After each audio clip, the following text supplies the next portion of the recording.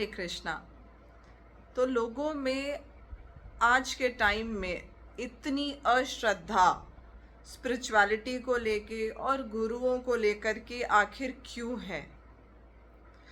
लोग इतना negatively, specially एक जनरेशन पहले और एक जनरेशन अब जो हमारे टाइम पे आ रही है, ये जिसको हम जेन ज़ी कहते हैं, इन्हें ट्रस्ट क्यों नहीं हो रहा है स्पिरिचुअलिटी के ऊपर और गुरुओं के ऊपर? क्योंकि कहीं ना कहीं आप खुद भी दूसरे को देखिए, ब्लेम करना बहुत आसान होता है।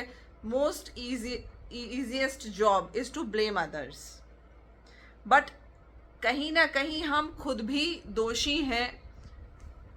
हम अपने बच्चों को इस संसार के बारे में बहुत सारी बातों से अवेयर करते हैं कि ये अच्छा नहीं है, वो बुरा है, ऐसा करो वैसा करो, अब तुम्हारे लिए ये अच्छा है।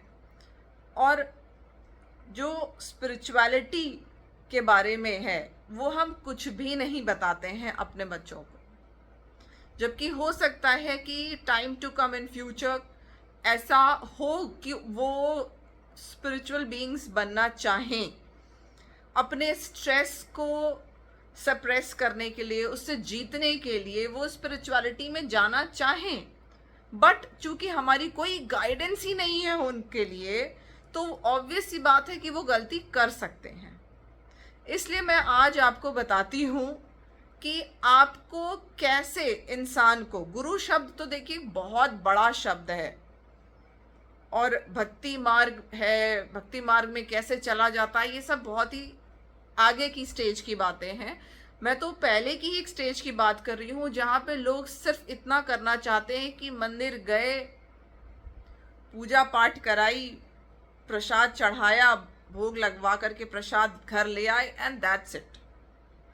उसके आगे के स्टेप में लोग बढ़ते ही नहीं हैं। क्यों? बिकॉज दे आर अफ्रेड कि ये सब ढोंगी बाबाओं का ज़माना है and people will cheat us, they will ditch us, तो हम इसमें पढ़ना ही नहीं चाहते, तो स्पिरिचुअली वीक हो जाते हैं। मैं आपको आज बताने की कोशिश करती हूँ कि हमें क्या करना चाहिए और क्या नहीं करना चाहिए, कैसे स्पिरिचुअल बीइंग को हमें फॉलो करना चाहिए कि ये विश्वास नहीं टूटे, और rarest of the rarest case में ही ऐसा हो कि आपका विश्वास टूटे, खंडित हो, आप स्पिरिचुअली बहुत स्ट्रांग बने। क्योंकि आप पहले तो ट्रस्ट ही गलत इंसान पे ना करिए। देखिए, बेसिक गुण कुछ कृष्णा ने प्रकृति के बताए हैं, जैसे तमोगुण, रजोगुण और सतोगुण। तमोगुण सबसे निकृष्ट गुण है, जो कि आप देखेंगे आलस है, सोते रहना है, एल्कोहल कंजम्पशन में रहना हमेशा, इस तरीके के जो गुण हैं जो जानवरों में अमूमन पाए जाते हैं, वो लोग जो कि सिर्फ इंद्रिय भोग में विश्वास रखते हैं कि जीने के हैं 4 दिन, बाकी हैं बेकार दिन, सॉर्ट ऑफ, उसे कहते हैं तमोगुणी लोग।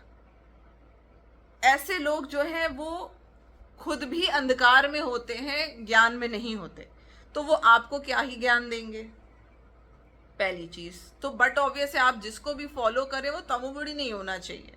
वैसे ही अब आया, उससे थोड़ा बेटर हुआ रजोगुण। रजोगुण इज पैशन, जैसे स्पोर्ट्स में कुछ करना है, मुझे कुछ करके दिखाना है, मुझे नाम कमाना है, मुझे बहुत सारे पैसे कमाने हैं,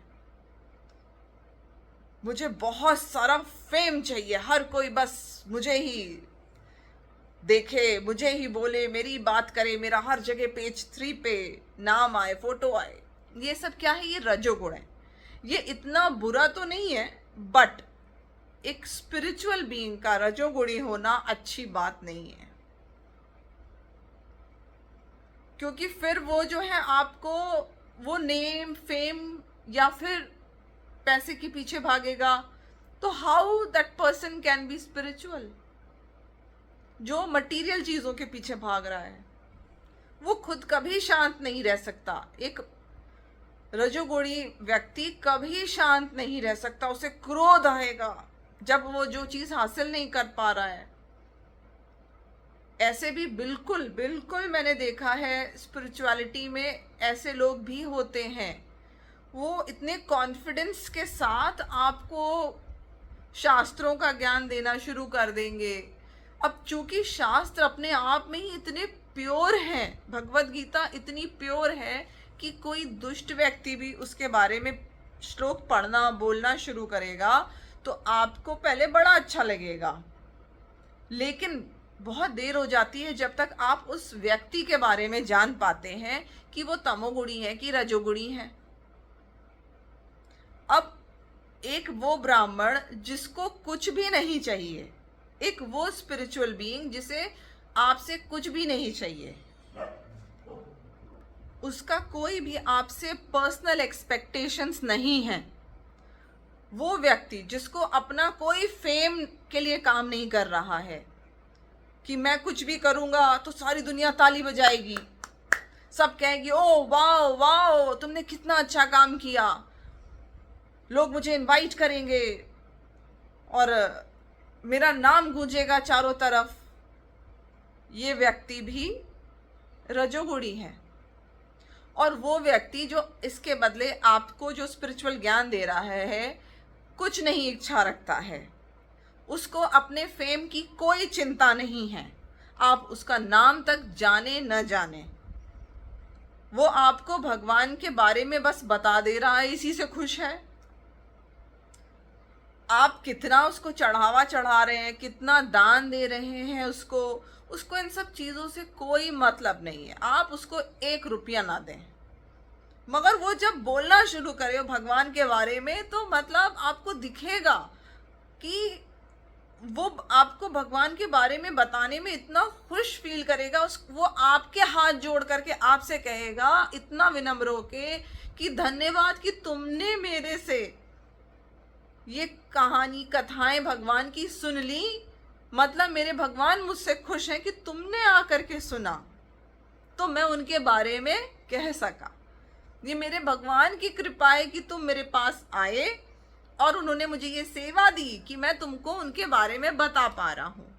वो ऐसा होगा गुरु, जो असली गुरु है या जो असली स्पिरिचुअल बीइंग होता है।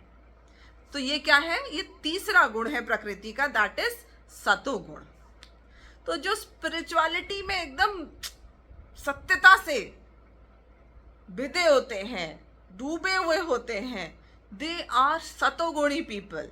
उनसे मिल के आपका मन करेगा। जो नकली लोग होंगे वो तो कहेंगे कि और लाओ, तुम तो कम लाए, और लाओ, मुंह बनाएंगे, सोचेंगे अरे ये तो इतना कुछ बाल पानी देते ही नहीं है, अरे ये तो खाली फल लेकर के चले आए, मिष्ठान भी साथ में लेके आए होते। अच्छा फल मिष्ठान दिए तो धोती कुर्ता नहीं दिया मुझे, ओहो धोती कुर्ता मिष्ठान फल सब कुछ दिया, कुछ दक्षिणा नहीं दी। तो वो कितना भी आप उनको देंगे वो दुखी ही रहेंगे, वो और एक्सपेक्टेशंस आपसे रखेंगे।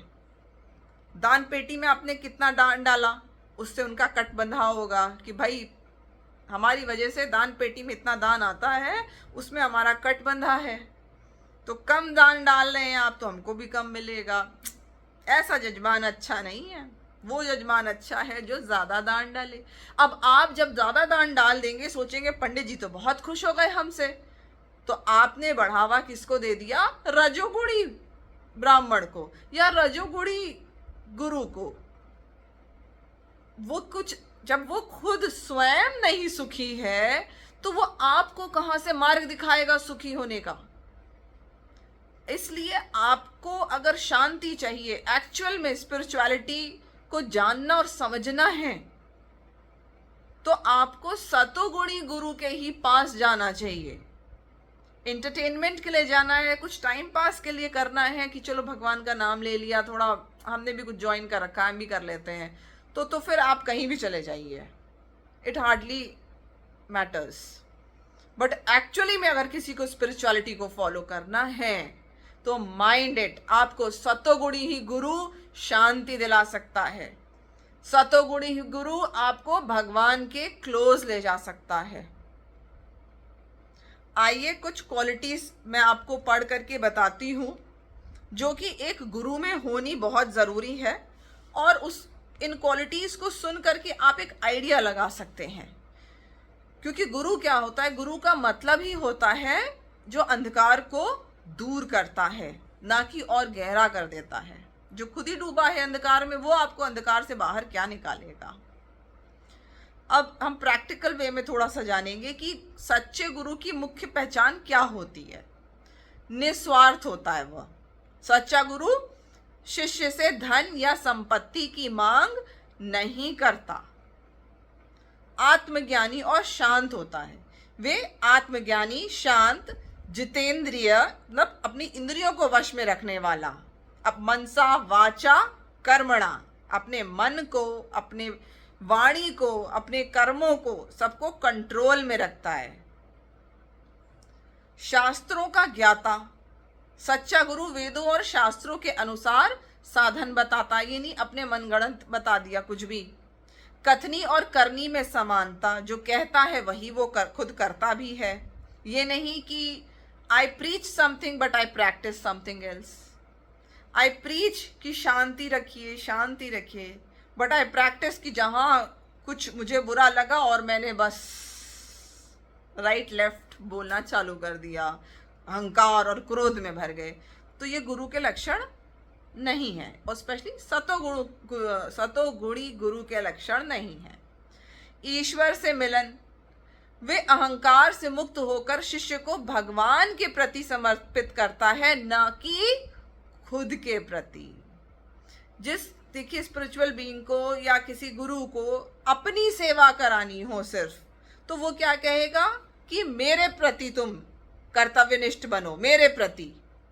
वो ये नहीं कहेगा कि भगवान के प्रति जो सेवा होती है उसके प्रति तुम निष्ठा दिखाओ अपनी। वो आपको भगवान के प्रति निष्ठ होने से कम रुझान लाएगा, उसमें आपका मोर ऑफ इंटरेस्ट डेवलप करेगा कि गुरु को खुश करो।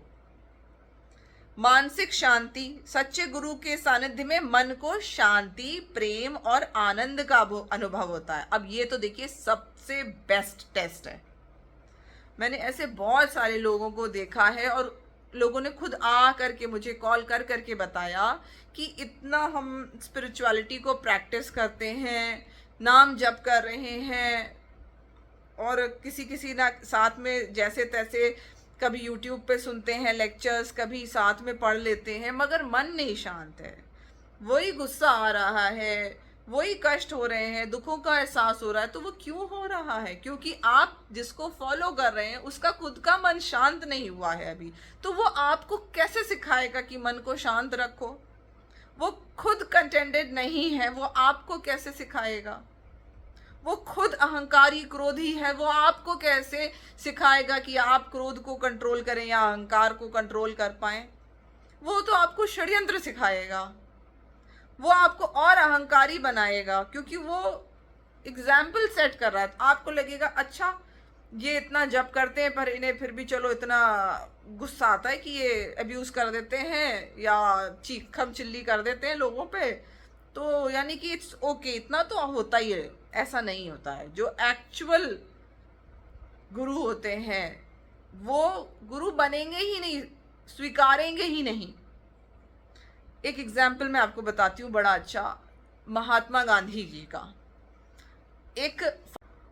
वो अपने बेटे को महात्मा गांधी के पास लेकर के गया और उनसे बोला कि मेरा बेटा जो है वो चीनी बहुत खाता है, तो आप इसको रोकिए चीनी खाने से। तो महात्मा गांधी बोले कि तुम थोड़े दिन बाद लेके आना इस बच्चे को मेरे पास। तो वो थोड़े दिन बाद लेकर के आया अपने बेटे को महात्मा गांधी जी के पास। तो महात्मा गांधी जो थे उन्होंने उनके बेटे को समझाया कि बेटा चीनी खाना अच्छी बात नहीं है, उससे हेल्थ खराब हो जाती है। तो उसके फादर ने बच्चे के पूछा महात्मा गांधी से कि आपने इतने दिन बाद मुझे क्यों आने को बोला, उसी दिन क्यों नहीं इसे समझाया? तो गांधी जी बोले कि बेटा मैं खुद जो हूँ गुड़ बहुत खाता था, और तो मैं तुम्हारे बच्चे को क्या सिखाता। तो ये एग्जाम्पल ने एकदम स्ट्रांगली शो किया कि one should preach what he practice. One should practice what he preaches. लेकिन रजोगुणी या तमोगुणी गाइड्स में, स्पिरिचुअल गाइड्स में आप ये गुण नहीं पाएंगे। जो तमोगुणी और रजोगुणी स्पिरिचुअल गाइड्स होते हैं, उनकी कथनी में और उनकी करनी में बहुत फर्क होगा। आपको सतोगुणी स्पिरिचुअल गाइड ढूंढना है जिसको आपसे कोई इच्छा नहीं हो, उसकी इतनी दृढ़ विश्वास होता है उसका भगवान पे कि वो आपसे कुछ नहीं मांगेगा, वो जो मांगेगा वो अपने ईश्वर से मांगेगा, आपसे नहीं। आपको वो सिर्फ ईश्वर की सेवा में लगाएगा हर तरह से। आइए आगे समझते हैं। भेदभाव रहित कैसा होता है सच्चा गुरु? वे सभी शिष्यों को एक समान दृष्टि से देखता है।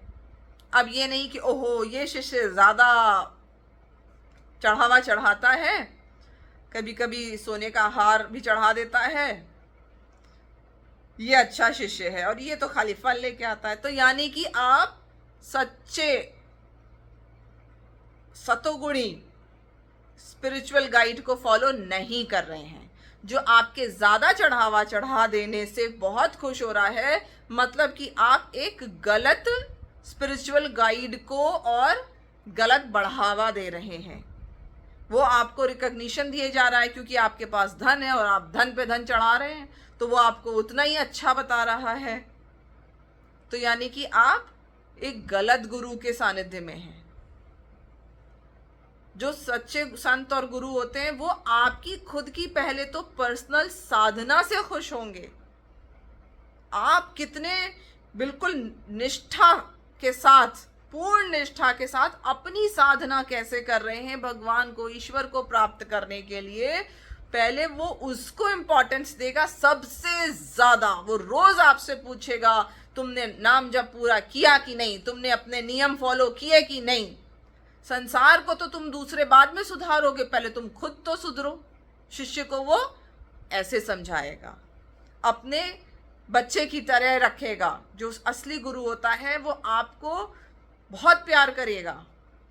क्यों? क्योंकि वो आपकी जिम्मेदारी ही तब लेगा जब वो कॉन्फिडेंट होगा कि मैं तो ईश्वर से जुड़ा हूं और मैं इस बच्चे को भी ईश्वर से जोड़ करके रहूंगा हर हाल में।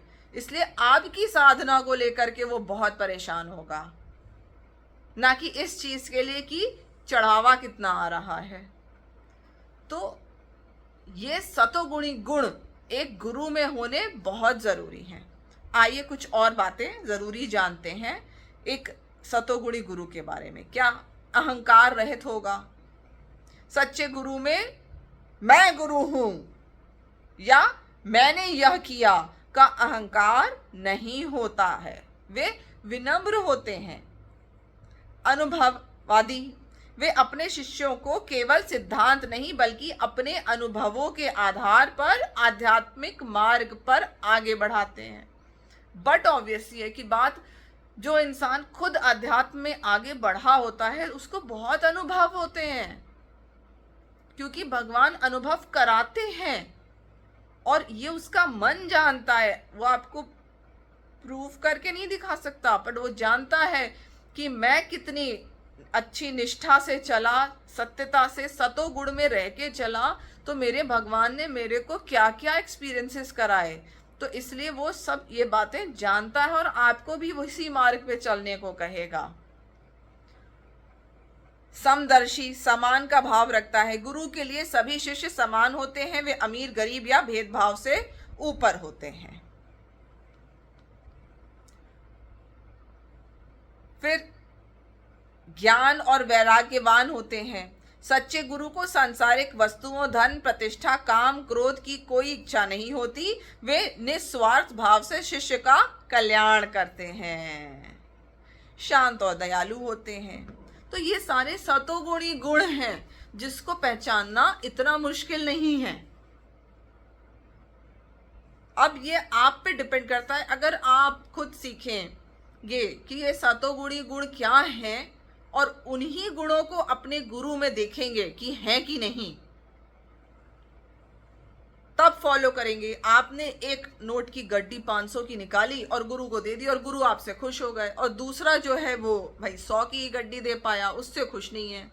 तो आपको अपने आप समझ में, आपको इंपॉर्टेंस तो मिल जाएगी, बट आपको समझ जाना चाहिए कि आप एक गलत व्यक्ति के गाइडेंस या सानिध्य में हैं, वो गुरु है ही नहीं। तो आप धोखा कभी खाएंगे नहीं। आप ऐसे ही इंसान को फॉलो करें जो कि सतोगुणी हो, तो आपका विश्वास स्पिरिचुअलिटी में धीरे धीरे और बढ़ेगा। ना आपको धोखा होगा और ना आपका विश्वास टूटेगा, और ना आप आस्तिक से नास्तिक बनेंगे, और ना ही आगे की जनरेशन्स को बनाएंगे। हरे कृष्णा।